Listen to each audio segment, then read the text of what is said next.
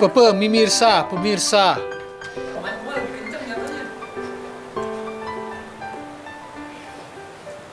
Oh, udah mulai. Hai Kak. Hai. Hai, Kak. Hai Kak. Hai. Gue deg-degan. Hai. Hai. Hai. Halo. Shalom. Kelas 4 SD. Waktu dari kecil baru-baru ini. Di tahun 2017 di bulan 4 tanggal 16. Pas SMA. SMA kelas 1. Pas di dalam mimpi. Semua pasti berawal dari mimpi. Itu SD sih. Baru-baru ini. Mungkin sekitar awal tahun 2021. Kalau dibilang tahu kan dari kecil Kristen. Kalau kenal ya dibilang semenjak di DRP. Kelas 5 SD. Gua nggak inget karena gue pribadi gue mulai mengerti tentang pelayanan dan sebagainya dari 2002 sejak gue pindah ke sini, dan gue merasa bahwa setiap pelayanan gue sejak gue melayani dan mulai aktif di gereja, gue ngerasain first love gitu. Itu waktu saya kuliah.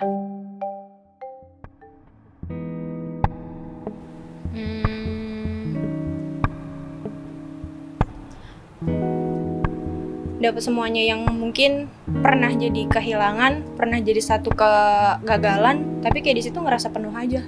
Tapi saya udah jatuh cinta tuh sama Tuhan Yesus. Ada yang beda, ada chemistry-nya sendiri yang Tenang, tentram. ada yang lebih spesial, nggak bisa dijelasin sama kata-kata sih, karena terus ngerasain sendiri.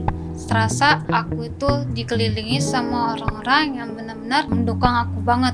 Lebih diberkati aja gitu, kayak lebih dikasih jalan. Mana teman yang baik, mana teman yang jahat. Ada satu momen di mana memang tuh Tuhan jamah gue di situ. Jadi pada saat malam itu, aku kayak ngeliat satu bayangan. Ada cahaya, kayak ada suara juga. Nak, ikut aku yuk. Ayo berubah. Nah, pada saat itulah benar-benar mengalami yang namanya jamahan Tuhan. Dan itu yang membuat gue kayaknya lebih berpikir gue harus kasih sesuatu deh buat Tuhan. Yang gue rasain pertama kali Lawatan Tuhan, agak unik karena gairah kasih mula-mula tuh kayaknya terus menggebu-gebu gitu untuk melayani, untuk terus ikut kegiatan-kegiatan rohani. Disitulah pertama kali benar-benar mengalami jatuh cinta dengan Tuhan Yesus.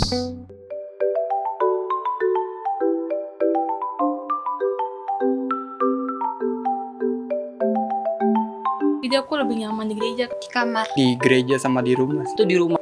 Aku di kamar. Nyamannya tuh taman. Itu taman sih, tapi taman itu yang sepi.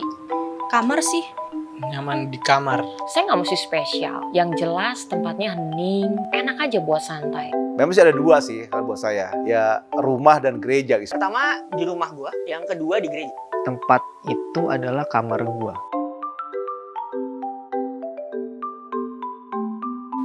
Sering. Salah satunya sifat kebaikannya, Kak. Ya kayak cinta pada umumnya. Nggak bisa bedain dong. Ya, Iya, dia bikin aku nyaman. luar biasa. Aku nggak pernah ditinggal. Rasa suka terhadap seseorang yang mungkin bisa tersalurkan, tapi ya kadang-kadang juga enggak sih. Dari apa aja yang dia lakuin. Deg-degan, takut kehilangan, ngerasain yang namanya bener-bener pengen deket terus, selalu disayang sama sosok itu atau apapun itu, dan nggak pengen ditinggalin sih itu. Kepo. Attitude. Dah, habis ini. Nggak ada gue. Nah, di situ ceritanya, kok ini kayak makhluk manis dalam bis gitu. Karena dia cinta pertama, sekalipun dia bukan orang pertama, orang yang mengerti saya pertama kali.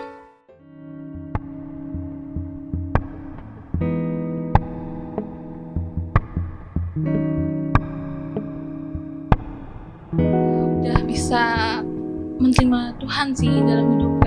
Pencapaian yang aku udah terima itu salah satunya kesehatan, kesembuhan. Paling kayak dapat prestasi aja sih bang dari sekolah gitu, juara 1 futsal. Tuhan udah kasih kepercayaan aku untuk bisa khotbah di mimbar. Aku sekarang bisa masuk sekolah yang baik, SMP. Terus aku bisa ngerasain kehidupan yang lebih baik gitu Kak. Pencapaian terbesar yang Tuhan udah kasih itu pertama aku memiliki keluarga yang selalu support. Ini baru sih ya. Kalau ini aku baru aku dipertemukan Tuhan sama orang-orang hebat yang memotivasikan aku untuk maju ke depannya dan selalu mendorong aku, selalu ada buat aku. Salah satunya itu aku bisa nemuin diri aku balik. Pencapaian ya bisa mandiri tuh. Setiap hal yang terjadi yang Tuhan bukakan dalam setiap langkah gue bersama dengan Tuhan itu adalah pencapaian terus yang terbesar. Karena selalu ada yang pertama kali untuk setiap hal yang kita lakukan. Dan pencapaian-pencapaian yang Tuhan boleh kasih sampai di detik ini, melangkah demi selangkah, itu yang menurut gue tetap menjadi pencapaian terbesar. Bahkan untuk interview ini juga salah satu pencapaian buat gue. Pencapaian gue terbesar buat gue karena gue seorang ketua youth, gue nggak terlalu terpaku sama angka. Gue merasa pencapaian terbesar gue saat setiap anak-anak di RP itu ngerasain hadirat Tuhan. Mereka datang dengan kesadaran, bukan karena rutinitas gitu. Mereka datang dalam keadaan lapar dan Tuhan penuhi mereka, dan mereka ngerasain hadirat Tuhan itu. Jadi bukan karena pencapaian gue, tapi karena Tuhan bekerja. Itu sih pengen merubah pola pikir papa gitu.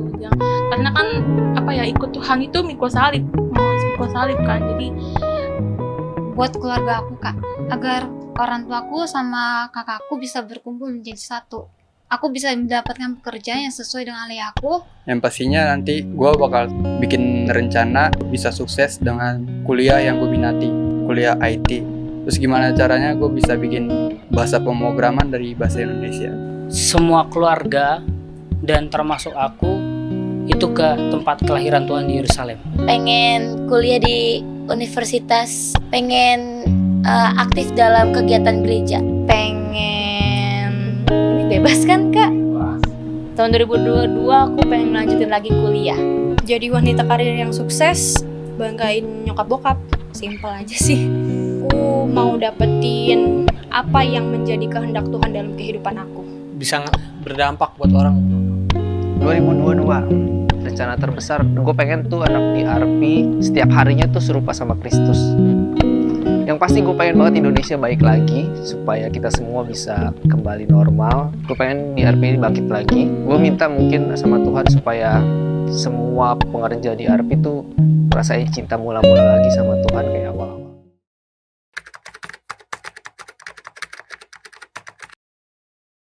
Aku siap.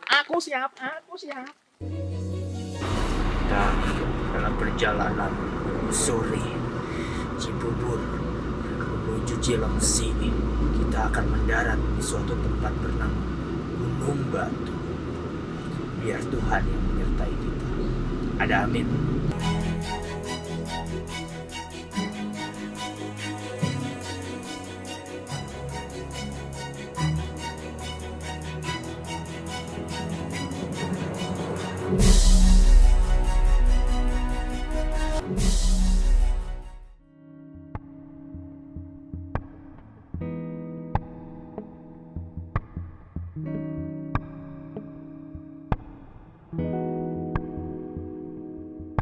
First love itu tipis sama, kalau yang dunia rasain ya, tipis sama cinta monyet menurut gua. Ya, tapi kalau di rohani, first love itu sangat kuat menurut gua. First love itu suatu keadaan di mana kita bisa ngerasain yang rasanya aneh banget, menggembirakan tapi aneh. Dan biasanya first love itu buat kita seneng, kebanyakannya senyum-senyum ya. Jadi kadang-kadang dilihat kayak rada-rada ya. Dan satu lagi, first love itu bakal jadi indikator kita bahwa kita memang sudah siap untuk jatuh cinta.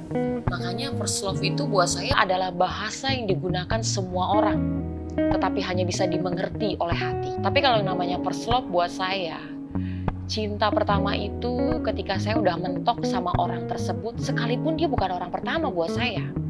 Karena cinta pertama adalah cinta yang betul-betul sampai di hati kita dan dia mengerti kondisi dan keadaan kita. Karena memang dalam konteks cinta pertama adalah orang yang mengerti tentang saya, orang yang sudah memahami saya, dan orang yang memahami bahwa saya cinta pada dia. Adalah sesuatu yang sulit untuk dilupakan. Itu menurut saya. Pesan saya untuk anak-anak muda, yang pertama adalah jaga pergaulan. Pergaulan itu sangat mempengaruhi hidup seseorang. Karena apa? Kita bisa bertingkah laku negatif. Kita bisa belajar ngerokok, belajar nonton film-film porno. Itu semua dari teman. Itu bisa mempengaruhi kita punya bahasa berbicara, berkomunikasi. Itu pun dari pergaulan. Makanya saya mau kasih tahu, hati-hati banget dengan pergaulan. Ya. Bahkan John Maxwell tuh bilang ya, tunjukkan pergaulanmu hari ini, 5 tahun ke depan aku bisa membaca masa depanmu. Makanya hati-hati dengan pergaulan. Karena sebagai mentor yang baik, sebagai kakak rohani yang baik, sebelum anak-anak muda dimuridkan oleh dunia, dia harus terlebih dimuridkan oleh gereja. Jadi kitalah jembatan buat mereka, menjadi teladan, mentor yang baik. Seperti Alkitab katakan ya, dengan cara apa anak muda bisa menjaga kekudusan? Itu dengan firman. Natal dilakukan hampir setiap tahun, tapi perjumpaan dengan Tuhan tidak dilakukan setiap tahun. Itu dilakukan setiap hari. Natal cuma menjadi perayaan tanpa Kristus beneran lahir di hidup kamu. So, selagi kamu punya kesempatan, jangan sia-siain. Sesuai nama DRP-nya, gue pengen anak-anak DRP DTC menjadi anak-anak Tuhan yang gila. Gila dalam hal positif. Tidak mengurangi sukacita Natal. Mungkin tahun-tahun ini sulit, cuman ada Tuhan Yesus bersama kita. Dan Tuhan Yesus selalu memberkati anak-anak muda. Sukses, selalu berkembang. Anak-anak DRP yang hadir di ibadah Natal menikmati kasihnya Tuhan. Nah, gue pengen DRP DTC ini dan gue yakin bisa menjadi anak-anak Tuhan yang gila, cinta mati-matian sama Tuhan dan menjadi semakin serupa sama Kristus. Find first love and you will find yourself. Hati yang baru. Sempurna. Sukses. Tetap dalam perlindungan Tuhan menyongsong tahun yang baru. Selamat Natal untuk anak-anak DRP 1331. Tuhan Yesus mengasihi kalian.